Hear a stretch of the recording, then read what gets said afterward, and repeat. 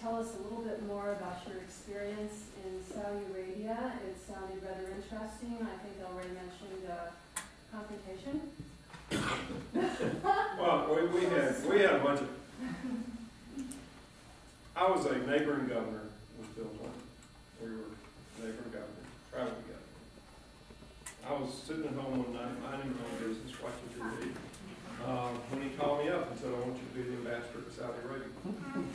The first words out of my mouth was, "Wait a minute, I was for you."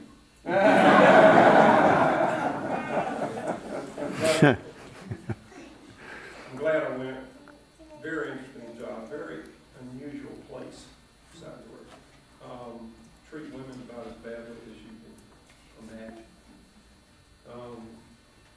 It's the things that Ray was talking about.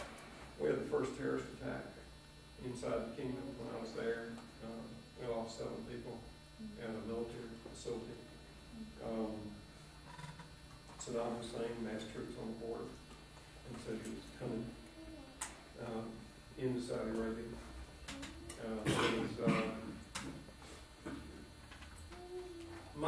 My notion of being an ambassador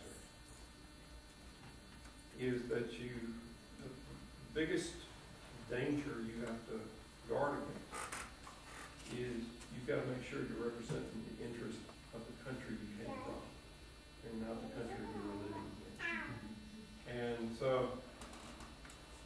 I didn't particularly want the job. And so I thought, what's the worst they can do? Make me go home. And I hope I represented the interests of America, but you learn. I mean, I'd never met a rich person until I went to Saudi Arabia. I met a lot of people I thought was rich. They thought they were rich. And the king in Saudi Arabia, when I was there, had 31 palaces. The smallest was probably a million square feet. Unless you count the Speaker of the Mississippi House, I've never met a king. And when I went to present my credentials, the anteroom, that you walk through, was bigger than my hometown. But anyway, the thing that Saudi Arabia and that experience has given me, number one, is I hope an understanding of that part of the world a little bit, and the notion that probably don't invade an Arab country without Arab support. And that you need to know something about the religious and tribal differences. Before you start delving into some of these countries, you got to know a little about the history and how countries got formed, and who did it, and why the lines were drawn where they were. You got to know something about family history because, for example, the king in Jordan used to be the Sharif of Mecca. And the father of the current king of Saudi Arabia chased him out. And it's one of the reasons Jordan and Saudi Arabia have strange relationships right now. So you got to understand some of those things, which I don't think this president did. I call him aggressively incurious. But it's also how dependent the world is on the oil that comes from that part of the globe, and how we have got to find some alternatives. Because so much money is sloshing around, not only in that country, but in others, that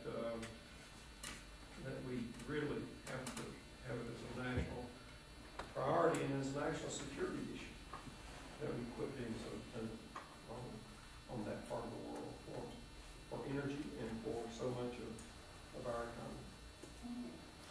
Yes, sir. Now, what is your response to some of the news stories that I've heard lately that say that Clinton supporters, some large percentage of Clinton supporters, would not be likely to support Obama in the general election? I frankly don't believe them. I mean, I believe them now. I think that there's a lot of hard feelings right now. Anytime you go through an election, there are a lot of hard feelings. I got elected governor against a guy who had been my county chairman 4 years earlier in my race for state office. And I really didn't like him very much at the end of the thing for some of the things he had said about me, but we're friends again. And I think that we're going to have a united Democratic Party. And I think we're going to have a united Democratic Party behind Barack Obama. And I think we're going to have a united Democratic Party against John McCain.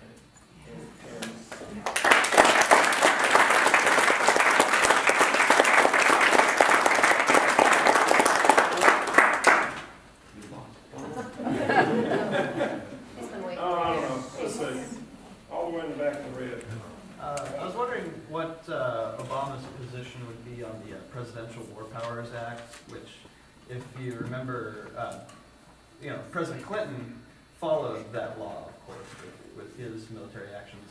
President Bush was twice given a pass around that law by the Republican Congress, so that law has never actually applied to him, or to Afghanistan or Iraq.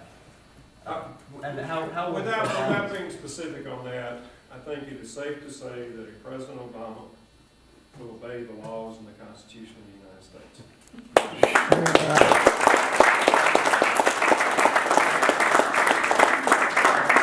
He did teach constitutional law. All right, Lou, we would love to have. Thank y'all again for everything.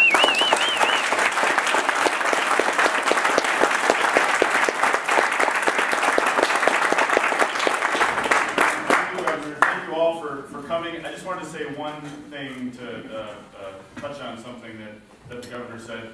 The difference of 1 vote per precinct or 2 votes per precinct, you know what that difference is? You. It's you sitting here today, whether when you walk out that door, you sign up to do a canvas shift, to do a phone banking shift, to help make sure that after the 15th of May, when ballots can't go in the mail because they won't get there in time, that you're there to help get those ballots in for people who can't get them in. So I ask you to strongly consider, as you walk out the door, signing up. We've got sign-up sheets for canvassing. We do it every night at 5 p.m. out of the office. On the weekends, we do it all day. And on election day, we're going to have folks there all day. So make that difference be you today. So thank you, sir.